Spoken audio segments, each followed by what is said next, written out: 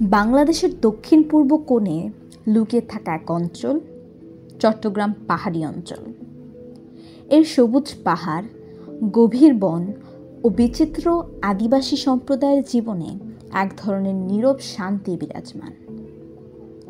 কিন্তু এই সৌন্দর্যের অন্তরালে রয়েছে কয়েক দশকের পুরনো এক সংকট। জমি, পরিচয় ও বেঁচে থাকার লড়াই, যা এই অঞ্চলকে পরিণত করেছে একটি বিরোধপূর্ণ যুদ্ধক্ষেত্রে।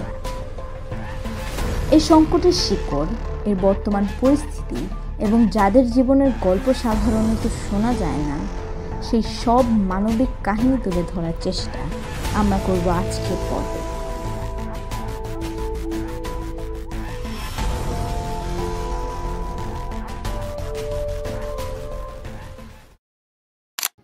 সময়ের স্বল্পতার কারণে পুরো স্ক্রিপ্টটি লেখা হয়েছে একদিনের মাঝেই। আপনারা ইতিমধ্যেই জানেন যে চট্টগ্রাম অঞ্চলের বেশিরভাগ জায়গাতেই ইন্টারনেট বন্ধ আছে, তাই রিসোর্সের কমতি থাকায় আজকের ভিডিওতে আমরা পুরোপুরি তথ্য না দিতে পারলেও সামনে আসছে এই বিষয় নিয়ে আরও কিছু এক্সক্লুসিভ পর্ব। চট্টগ্রাম পাহাড়ি অঞ্চলের সংকট বুঝতে হলে প্রথমে এর জমি ও মানুষের কথা জানতে হবে।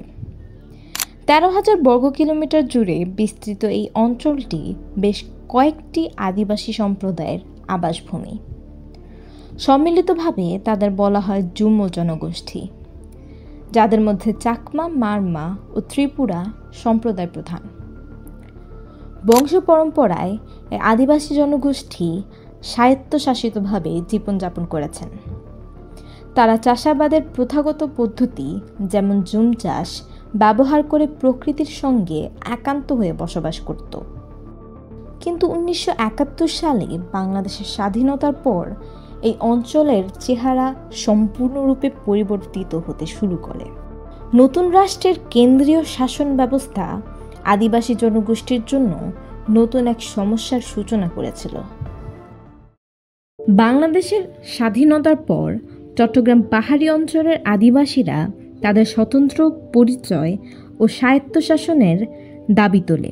তারা সংবিধানে তাদের জমি, সংস্কৃতি এবং জীবনধারার সুরক্ষার আবেদন করে, কিন্তু এই দাবি সরাসরি অস্বীকার করা হয়। 1972 সালে সরকার চট্টগ্রাম পাহাড়ি অঞ্চলকে একটি বিশেষ স্বায়ত্তশাসিত অঞ্চল হিসেবে স্বীকৃতি দিতে অস্বীকৃতি জানায়, বরং আদিবাসী জনগণকে উপজাতি হিসেবে শ্রেণীবদ্ধ করা হয়, যা তাদের সমান অধিকার থেকে বঞ্চিত করে। ফলে উত্তেজনা দ্রুত বেড়ে যায়। 1970-এর দশকের শেষের দিকে সরকার বৃহৎ পরিসরে বসতি স্থাপন করা শুরু করে, যেখানে হাজার হাজার বাঙালি মানুষকে চট্টগ্রাম পাহাড়ি অঞ্চলে স্থানান্তরিত করা হয়। এই অভিবাসনের ফলে আদিবাসী জনগোষ্ঠীর জমি থেকে বিতাড়িত হওয়া এবং তাদের জীবনধারা হুমকির মুখে পড়ে। সংঘর্ষ বাড়তে থাকে, কারণ আদিবাসীরা তাদের জমি এবং সংস্কৃতির রক্ষার জন্য লড়াই করতে থাকে। সংঘাতের উত্তেজনা বাড়ার সাথে সাথে আদিবাসী জনগোষ্ঠীর প্রতিরোধ সশস্ত্র সংগ্রামের রূপ নেয়। 1970-এর দশকের মাঝামাঝি সময়ে মানবেন্দ্র নারায়ণ লারমার নেতৃত্বে পার্বত্য চট্টগ্রাম জনসংহতি সমিতি ও তার সশস্ত্র শাখা শান্তি বাহিনী আত্মপ্রকাশ করে। তাদের দাবি ছিল স্বায়ত্তশাসন, জমির অধিকার এবং তাদের সংস্কৃতির সুরক্ষা। সরকার এই প্রতিরোধের জবাব দেয় সামরিক হস্তক্ষেপের মাধ্যমে। চট্টগ্রাম পাহাড়ি অঞ্চলকে একটি সামরিক জোনে পরিণত করা হয়। পরবর্তী 20 বছরের বেশি সময় ধরে আদিবাসীরা সহিংস দমন পীড়ন সহ্য করে। জমি থেকে উচ্ছেদ, গ্রাম জ্বালিয়ে দেওয়া এবং হাজার হাজার মানুষের দেশান্তরিত হওয়া ঘটনা নিয়মিত হয়ে ওঠে। আজও চট্টগ্রাম পাহাড়ি অঞ্চল সংকটে রয়ে গেছে। শান্তি চুক্তির পরও সামরিক উপস্থিতি দৃশ্যমান এবং আদিবাসী ও বাঙালি বসতিদের মধ্যে উত্তেজনা বিরাজমান।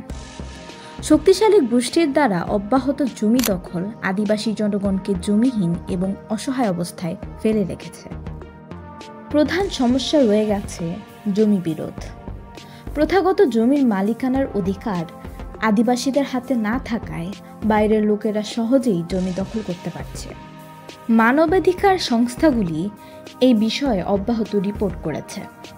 অবৈধ জমি দখল, আদিবাসী নারীদের বিরুদ্ধে যৌন সহিংসতা এবং বিচার ব্যবস্থার অভাব এসব সংকটকে আরও জটিল করে তুলছে। চট্টগ্রাম পাহাড়ি অঞ্চলের ভবিষ্যৎ অনিশ্চিত, তবে শান্তির পথ বন্ধুর হলেও অসম্ভব নয়। শান্তি চুক্তির সম্পূর্ণ বাস্তবায়ন, আদিবাসী জনগণের প্রথাগত জমির অধিকার স্বীকৃতি এবং সবার মধ্যে সঠিক সংলাপ প্রতিষ্ঠা এ সংকট সমাধানের মূল চাবিকাঠি। অতএব চট্টগ্রাম পাহাড়ি অঞ্চলের জনগণ বর্তমানে এক ধরনের অচল অবস্থায় রয়েছে। শান্তির প্রতিশ্রুতি ও বর্তমানের কঠিন বাস্তবতার মধ্যে ঝুলে।